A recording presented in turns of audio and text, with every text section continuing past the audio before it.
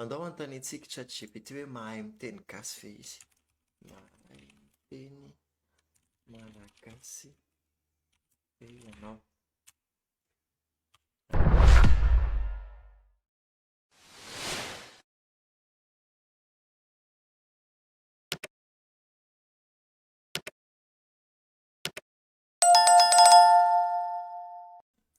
Andao antanitsika ChatGPT hoe mahay miteny gasy ve izy. Mahay miteny malagasy ve ianao? Aiza? Eny. Azafady. Yes please.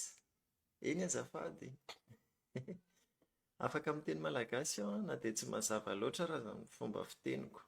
Efa zava-dehibe izany an. Mety misy fahadisoana ary tsy mitovy amin'ny fitenin'ny olona izay miteny amin'izany teny izany an. Ahoana no afaka ao azy mamorona manorata hira amin'ny teny gasy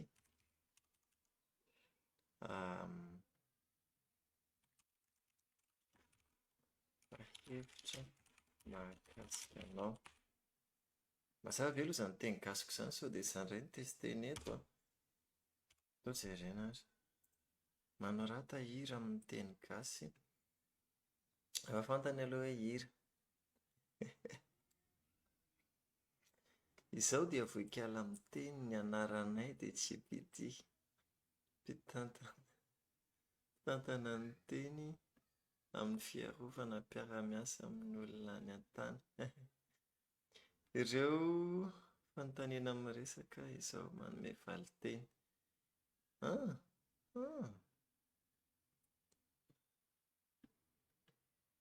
Misy rima ve izany?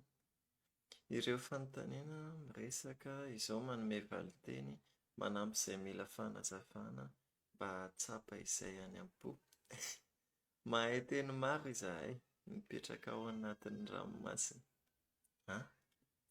Any anaty data centre-n'i Microsoft izany, any ambanin'ny ranomasina. Hira sy tantara no ataonay mba hampahafantatra ny rehetra. Ny fiainana sy ny tantara, ny havany sy ny fiarovana mifampiresaka amin'ny ChatGPT. Aleo aloha amboarina kely ity fa tsy mety ity. Ataovy mirima. Ianao ve ny dikan'izany mirima? Tsy haiko raha izao mifanoratra mirima aloha fa dia manantena hoe hainao. Izao ilay voikaly amin'ny teny ChatGPT no anarako ihany.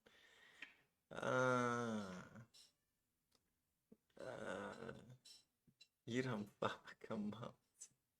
Manazava fanontaniana isan-karazany. Andraso aloha. Ny fahatsapana no tiako entina fanampiana amin'ny valiteny sakafo an'ny